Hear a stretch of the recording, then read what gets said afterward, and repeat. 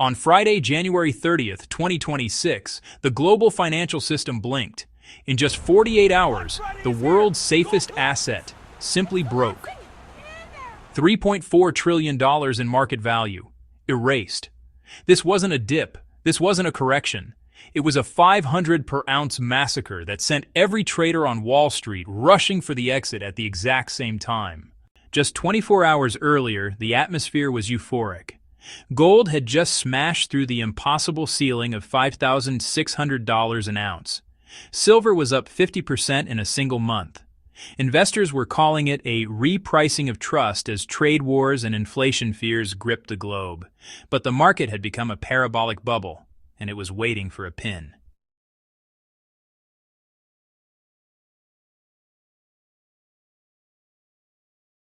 The pin was a single name, Kevin Warsh. At 9:02 a.m., President Trump officially nominated Warsh to lead the Federal Reserve. The market was stunned. For months, the world expected a dove, someone who would print money and fuel the gold fire. Instead, they got the inflation hawk. Warsh is a man who wants to shrink the Fed's balance sheet and protect the dollar. The message was clear. The era of easy money is over. The reaction was a violent macro repricing.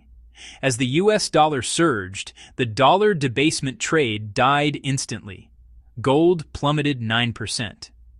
Silver, the more volatile cousin, suffered its worst drop since 1980, crashing 31% in a single afternoon.